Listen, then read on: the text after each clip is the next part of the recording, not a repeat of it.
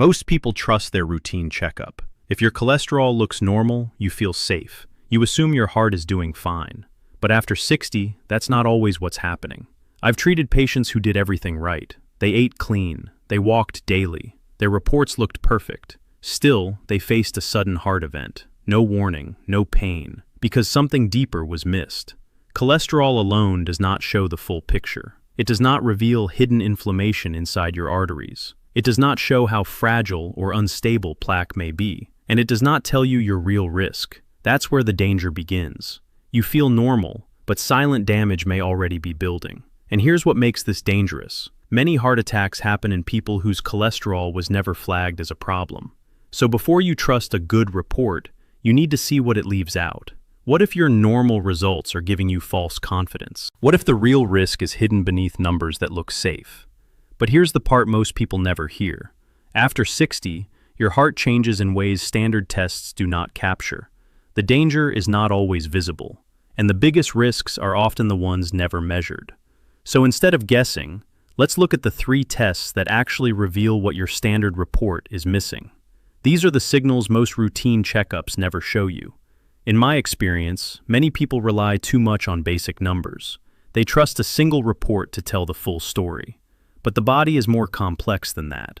I've seen patients with normal cholesterol still develop blocked arteries. I've seen others with average results suffer sudden cardiac events.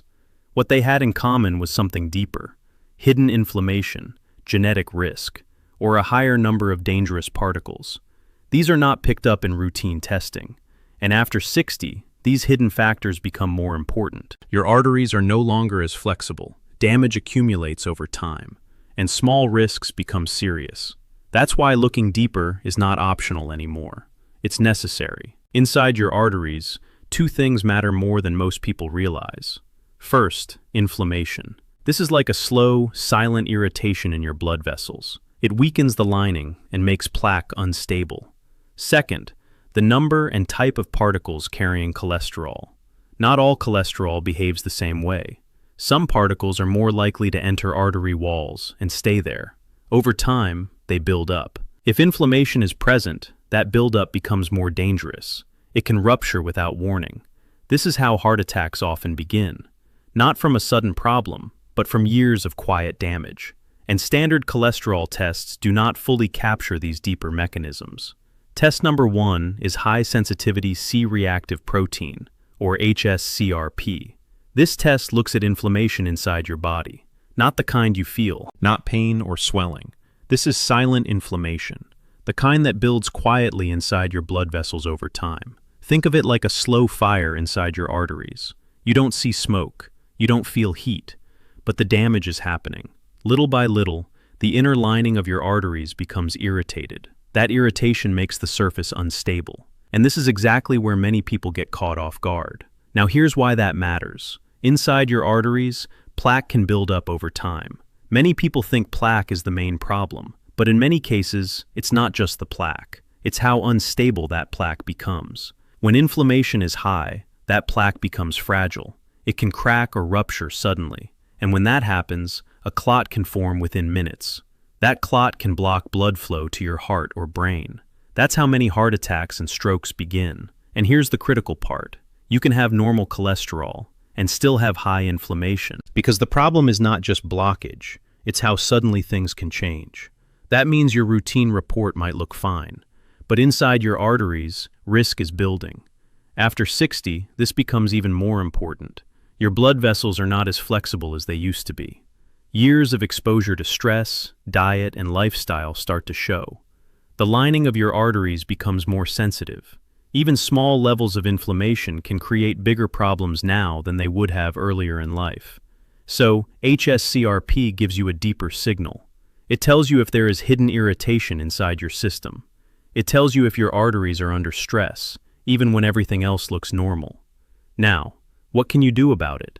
The goal is to calm that internal fire. Simple steps can help. Regular movement, even light daily walking, can reduce inflammation. A diet rich in whole foods, more vegetables, healthy fats like olive oil, reducing processed foods and excess sugar. Managing stress also plays a role. Poor sleep and constant stress can quietly increase inflammation over time. In some cases, your doctor may recommend medication if levels are high. But the first step is awareness. You need to know if that hidden fire exists. Because if inflammation is present, the risk is not just about blockage. It's about sudden events, unexpected, without warning, and that's exactly what we want to prevent. Now here's where it gets interesting. The second test is Lipoprotein A, or LPA. Most people have never heard of this. Even some routine checkups don't include it. But it can quietly increase your heart risk in a way that surprises many people. And that's exactly why it's so often missed. LPA is a type of particle in your blood. It looks similar to LDL, the bad cholesterol, but it behaves differently. It has an extra protein attached to it. That small difference makes it more dangerous. It is more likely to stick to artery walls. It can also promote clot formation more easily. And here's the key point. Lp(a) is largely genetic. This means your level is mostly determined by your genes, not your lifestyle. You can eat well, exercise daily, maintain a healthy weight, and still have high Lp(a). That's why it often goes unnoticed. In fact, a significant portion of people carry elevated levels. Roughly 1 out of every 5 individuals has higher Lp(a) than recommended. Many of them don't know it, because it's not part of standard testing. I've seen patients who did everything right. Their cholesterol looked normal, their blood pressure was controlled. They followed a healthy routine for years, yet they developed early heart disease. When we looked deeper, Lp(a) was high. That hidden genetic factor changed their risk completely. This is where confusion often happens. People assume that if they live a healthy life, their risk must be low. This is the kind of risk that doesn't show up until it's already done damage. But Lp(a) does not follow that rule. Lifestyle helps your overall health, but it does not significantly lower Lp(a) levels in most cases. So what should you do? First, you need to know your number. A simple blood test can measure it. Once you know it, you can take a more informed approach. If Lp(a) is elevated, the strategy shifts. The focus becomes managing overall risk more aggressively. Keeping other markers under control becomes even more important. That includes reducing inflammation, managing cholesterol particles, and following medical advice closely.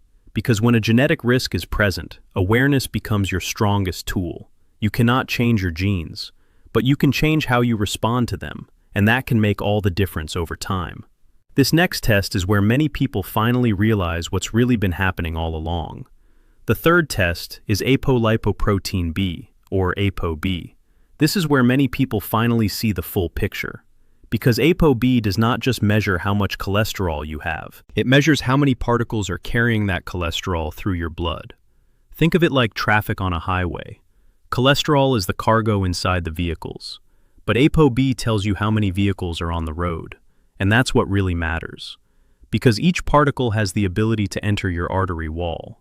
You could have a normal amount of cholesterol, but if it is packed into many small particles, your risk is higher. More particles means more chances to get stuck in the artery lining.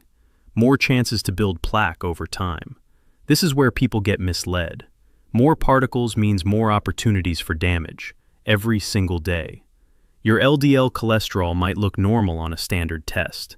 Your doctor might say everything is fine, but your ApoB could still be high. That means you have a higher number of these particles moving through your bloodstream, quietly increasing your risk. I've seen this pattern often. Patients come in with good cholesterol numbers. They feel reassured, but when we check ApoB, the number tells a different story. It reveals hidden risk that standard tests miss, and after 60, this becomes more critical. Your arteries are more vulnerable. They are less forgiving.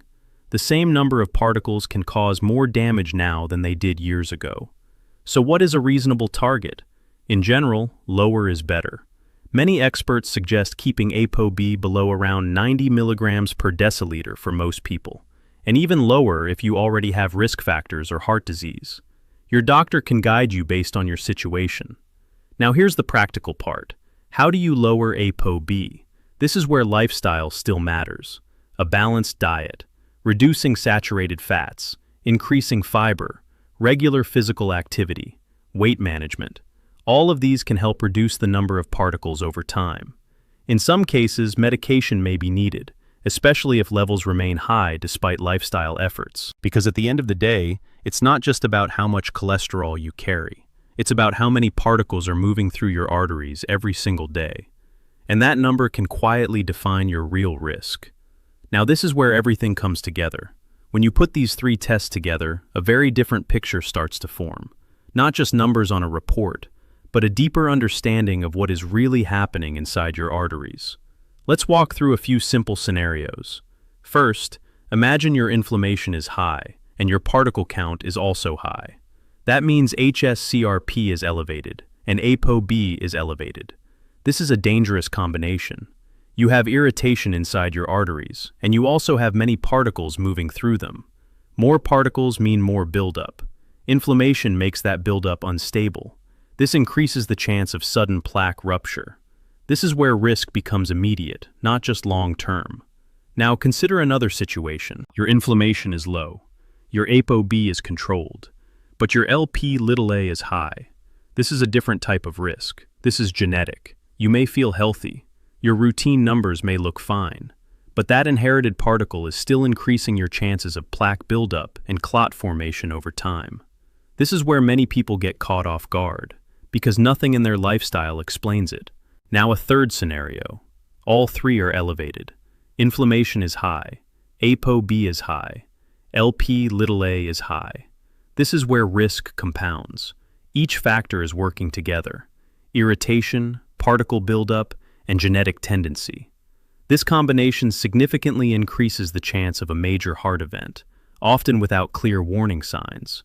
And then there is the opposite case. All three are well controlled. Inflammation is low. Particle count is low. No significant genetic risk. This is where your system is more stable. Risk is not zero, but it is much lower. Your arteries are under less stress. Plaque is less likely to build or rupture. This is why looking at just one number is not enough. Cholesterol alone cannot tell you this story. But when you combine hs-CRP, Lp(a), and ApoB, you begin to see patterns. You begin to understand why some people develop heart disease. Because one number alone can be misleading, but patterns don't lie, despite normal reports. And why others stay stable over time. This approach gives you clarity. It helps you move from guessing to understanding. And once you understand your pattern, you can make more precise decisions about your health. When you sit down with your doctor, the conversation matters. Many people feel unsure about what to ask. They rely on whatever is included in a routine checkup. But if you want a clearer picture of your heart risk, you need to be direct. This is a simple step, but it changes everything about the conversation. You don't need complicated language. You don't need to sound technical. You can simply say, I'd like to check hs-CRP, Lp(a), and ApoB for a fuller heart risk picture. That one sentence changes the direction of the conversation. It shows that you are not just looking at basic cholesterol. You are looking deeper. You are asking for a more complete understanding of your risk. Most doctors will recognize these tests. Some may not order them routinely, not because they are unimportant, but because standard panels often focus on traditional markers first. That's why your input matters. If your doctor asks why, you can keep it simple. You want to check for hidden inflammation. You want to understand your genetic risk, and you want to know how many particles are affecting your arteries. That's it. Clear, focused, practical. Now, depending on your situation, your doctor may guide you on when to test. Some of these, like Lp(a), may only need to be checked once in your lifetime because it is genetic. Others, like hs-CRP or ApoB, may be monitored over time. This is not about challenging your doctor. It's about working with them. You are adding information. You are helping build a more complete picture, and that can lead to better decisions, better prevention, better monitoring, better long-term outcomes. Because after 60, small details matter more. And the right question at the right time can change everything. After you understand these three tests, the next step is simple. You take action. Not extreme changes, not complicated routines, just clear, focused steps. Now let's make this practical, that target what actually matters. Start with inflammation. If your hs-CRP is elevated, your goal is to calm that internal irritation. Daily movement is one of the most effective tools. Even a steady 20 to 30-minute walk can help reduce inflammation over time. Food choices also matter. Focus on whole foods, more vegetables, fruits, healthy fats like olive oil. Cut back on processed foods, excess sugar, and refined carbohydrates. Sleep is critical. Poor sleep quietly raises inflammation. Aim for consistent, restful nights. And don't ignore stress. Chronic stress keeps your body in a constant state of alert, which fuels inflammation. Now focus on ApoB. This is about reducing the number of harmful particles in your blood. Here, diet plays a stronger role. Lower your intake of saturated fats found in processed meats and heavy dairy. Increase fiber. Foods like oats, legumes, and vegetables help remove excess particles from your system. Regular exercise supports this process. Weight management also makes a difference. Even modest weight loss can improve your numbers. If levels remain high, your doctor may suggest medication to bring them into a safer range. Now consider Lp(a). This one requires a different mindset. Since it is mostly genetic, you are not trying to lower it directly through lifestyle. Instead, you manage everything around it more carefully. Keep inflammation low. Keep ApoB controlled. Stay consistent with monitoring. In some cases, your doctor may discuss advanced treatments depending on your level and overall risk. Across all three, one principle stays the same. Consistency beats intensity. You don't need to do everything perfectly, but you need to do the right things regularly. Track your numbers. Follow up with your doctor. Adjust when needed. Because prevention is not one decision. It is a series of small decisions made over time. And those decisions, when aligned correctly, can significantly reduce your risk. I've had conversations with patients that stay with me for years. People who sat across from me, confused. Their reports looked fine. Their cholesterol was normal. They did what they were told. And still something went wrong. They would ask a simple question. Could this have been caught earlier? And sometimes, the honest answer is, maybe. Not because anyone ignored the problem. And the hardest part is, many of these cases could have been seen earlier, if the right things were measured. But because the full picture was never seen, the deeper risks were never measured, the silent signals were never checked. That's the part that's hard. Because many of these events don't start suddenly. They build quietly, over years, beneath the surface, without pain, without warning. And by the time symptoms appear, the damage is already there. After 60, your body does not always give clear signals. It does not always alert you in time. That's why relying only on how you feel can be misleading. I've seen strong, active individuals face unexpected heart events, not because they were careless, but because something hidden was missed. And I've also seen the opposite, patients who chose to look deeper, who asked questions, who checked what others overlook. And because of that, they had time. Time to adjust, time to prevent, time to protect their future. That difference matters. This is not about fear, it's about awareness. Because when you understand what's happening inside your body, you are no longer guessing. You are making informed decisions. And sometimes, that is the line between reacting to a problem and preventing it before it ever begins. Let's bring this together in a simple way. Most people rely on one number, cholesterol. And when that number looks normal, they feel safe.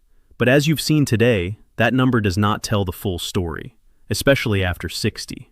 There are 3 deeper markers that reveal what is really happening inside your arteries. High-sensitivity C-reactive protein, or hs-CRP, shows hidden inflammation, the silent irritation that can make plaque unstable. Lipoprotein A, or Lpa, reveals genetic risk, a factor many people carry without ever knowing. And Apolipoprotein B, or ApoB, tells you how many harmful particles are moving through your blood, the actual drivers of plaque buildup. When you understand these 3, your perspective changes. You stop guessing. You start seeing patterns. And you begin making more informed decisions about your health. Because the biggest risk is not what you know, it's what you never checked. So here's a simple question to think about. If your current report looks normal, do you really know your full risk? Or are there still pieces of the puzzle missing? If this helped you see things differently, consider subscribing. Share this with someone who trusts their routine checkup but may not know what it leaves out. Because this information can make a real difference. And one last thing. This content is for educational purposes only. It is not a substitute for medical advice, diagnosis, or treatment. Always speak with your doctor before making any health decisions or changes to your care. Your health is not just about what shows up on a basic test. It's about what might be hidden and what you choose to do once you understand it.